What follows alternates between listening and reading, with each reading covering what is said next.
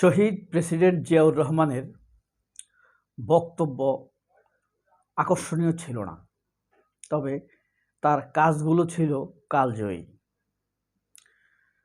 সেই শহীদ প্রেসিডেন্ট জিয়াউর রহমানের স্ত্রীর বক্তব্য যেমন সুন্দর ছিল, তার কাজও ছিল সুন্দর। এই কারণে মানুষ বেগম খালেদা জিয়াকে আজ এত শ্রদ্ধা ভরে স্মরণ করে। তবে একটা বিষয়, খালেদা জিয়ার প্রতি সম্মান এখন অনেকেই দেখায়, কারণ মৃত খালেদা জিয়া অনেকের জন্যই নিরাপদ। অথচ আমরা বিগত দীর্ঘ সময় দেখেছি বাংলাদেশের বামপন্থীরা, ভারতপন্থীরা, ভারতের দালালেরা বেগম খালেদা জিয়াকে কিভাবে জাতির সামনে দানব বানিয়ে রেখেছেন। বর্তমানে আমরা তাদের উত্তরসূরি হিসাবে, উত্তরাধিকারী হিসাবে তারেক রহমানকে দেখছি বিএনপির কাণ্ডারি হিসেবে। তারেক রহমান আসলে কাদের নেতা হতে পেরেছেন? যারা স্বার্থপর, দেশের কথা মোটেই ভাবে না, যারা চাঁদাবাজ, বিএনপি এখন তাদের দলে পরিণত হয়েছে। এটা অত্যন্ত দুঃখজনক। এরকম একটি অতীতের বড় দল এমন পরিণতি হবে, তা ভয়ঙ্কর। বিএনপি বড় দল, সেটা অতীতের হিসাবে।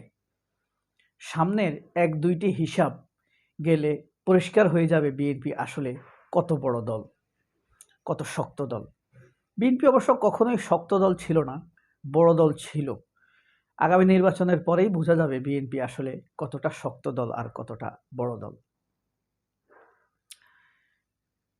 তারেক রহমান যেদিন সাংবাদিকদের সাথে মতবিনিময় করেন, সেদিন সব রকম সাংবাদিকদেরকে আমন্ত্রণ জানানো হয়েছিল। আশ্চর্যজনকভাবে সেখানে ভারতপন্থী সাংবাদিকরা এসেছিল ভারতপন্থী সাংবাদিকদের মুকুট হিসাবে খ্যাত মাহফুজ আনাম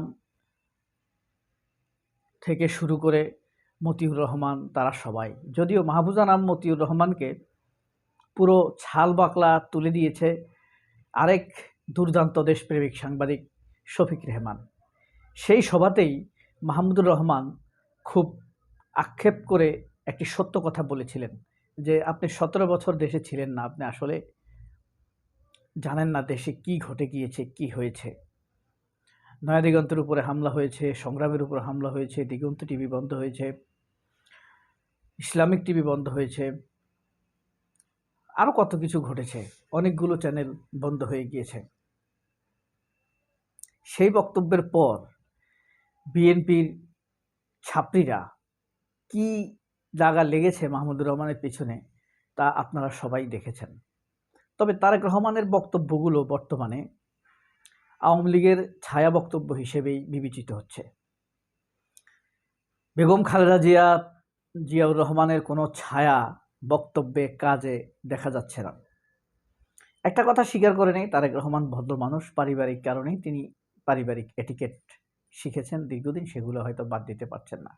তবে তার বক্তব্য, কথাবার্তায় বর্তমান বিএনপি বা শ্যাডো আওয়ামী লীগের স্পষ্ট ছায়া পরিলক্ষিত হচ্ছে। তারেক রহমান এই বক্তব্য দিয়ে মানুষকে কতটা আকৃষ্ট করবেন আমি জানি না। তবে তারেক রহমানের চাইতে সুন্দর বক্তব্য দেয় জামাতের বহু লোক, এমনকি এনসিপির অনেক লোক তার চাইতে ভালো বক্তব্য দেয়, ওয়েটফুল বক্তব্য দেয়। শব্দচয়ন, কথার ধরন, বাক্যের বিন্যাস অনেক সুন্দর। নাহিদ ইসলামের কথা তো তা বলাই যায়। নাহিদ ইসলামের বক্তব্য কিন্তু মানুষকে যথেষ্ট আকৃষ্ট করে। আপনারা যদি শুনে থাকেন তা নিশ্চিতভাবেই বুঝতে পারবেন। এ কারণেই তারেক রহমান যেই বিষয়গুলো বক্তব্যে আনছেন, সেই বিষয়গুলোর প্রতি ইতিমধ্যেই মানুষ বিরক্ত, এবং বিরক্ত হয়েই খালেদা জিয়া শেখ হাসিনাকে এই পরিণতির দিকে ঠেলে দিয়েছেন, এবং শেখ হাসিনাও নিজেকে সেই অমোঘ পরিণতির দিকে ধাবিত করেছেন। আজ তিনি পলাতক। আহা, এই যে এখন ক্রমেই পিনাকি ভট্টাচার্য, ইলিয়াস হোসাইন, এরা তো সত্য সাংবাদিকতা করে। এরাই একসময় তারেক রহমানদের বা বিএনপির বিপদের বন্ধু ছিল, কনক সারোয়াররা। তারা আসলে সত্যিই বলছে, তারা একে একে তারেক রহমানের সব রহস্য ফাঁস করে দিচ্ছে, আসল ঘটনা মানুষকে জানিয়ে দিচ্ছে। তারেক জিয়াকে নিয়ে মানুষের ভাবনা, জল্পনা কল্পনার অবসান ঘটেছে।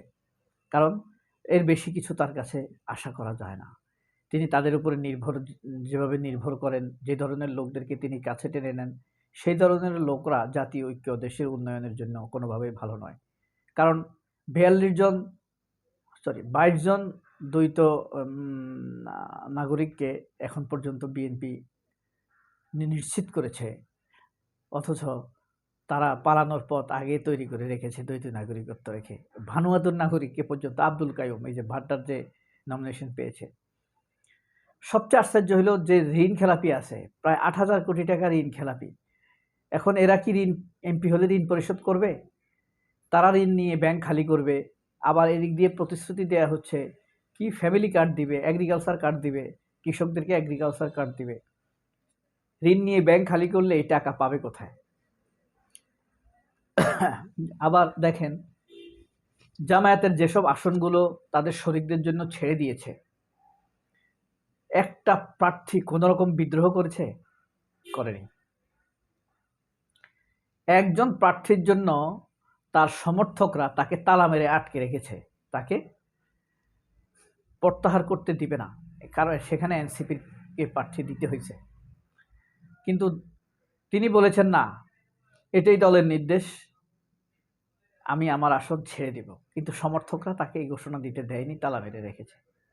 আর বিএনপির 96 জন বিদ্রোহী প্রার্থী, তার মধ্যে একজন নিজের প্রার্থী সম্মানের সাথে প্রত্যাহার করেছে। কিন্তু এটা নিয়ে মোস্তফা ফিরোজের উহা কি মহান কাজ করেছে বল, অথচ সে যদি নিরপেক্ষ হতো তাহলে জামাতের এই প্রায় 100 প্রার্থী, 85 মতো প্রার্থী, তাদেরকে নিয়েও সে একটি নিরপেক্ষ প্রতিবেদন তৈরি করতে পারত। মোস্তফা ফিরোজের কথা বলছি আমি। অথচ এই বদমাশ সাংবাদিক সেজে বসে আছে, কাজ করছে একটি দলের কর্মীর মতো। ঠিক নিকোল, খালেদ মহিউদ্দিনরা যেভাবে কাজ করত দলীয় কর্মীর মতো, কিন্তু মুখোশ পরে বসে আছে সাংবাদিকের। আমরা তাদেরকে সাংবাদিক ভেবে প্রতারিত হচ্ছি, ভুল করছি, মিথ্যা তথ্য পাচ্ছি, বিভ্রান্ত হচ্ছি। কিন্তু তারা সাংবাদিক না, তারা হলো এক একজন দলীয় কর্মীর মতো কাজ করছে। কতদিন তারা নিজেদের মুখোশ এভাবে সাংবাদিকতার আড়ালে ঢুকিয়ে রাখবে? শেষ পর্যন্ত দলীয় কর্মী হিসাবে তাদের অবস্থান বেরিয়ে আসবে, মোস্তফা ফিরোজ বলি আর যাই করি না কেন। তবে মাহমুদুর রহমান, ইলিয়াস হোসাইন, কনক সরোয়ার, তারপরে আপনার পিনাকি ভট্টাচার্য, তাদের জয় হয়েছে বাংলার মাটিতে, হবেই। তাদের এক একটা কথার কত ওজন, কত ভার, এটা আমরা টের পেয়েছি। এখন সামনে আমরা আরও দেখব। এক পিনাকি তো 10 চ্যানেলের সমান কাভার দিতে পারে। সবাই অনেক ভালো থাকবে। আল্লাহ হাফেজ। আসসালামু আলাইকুম।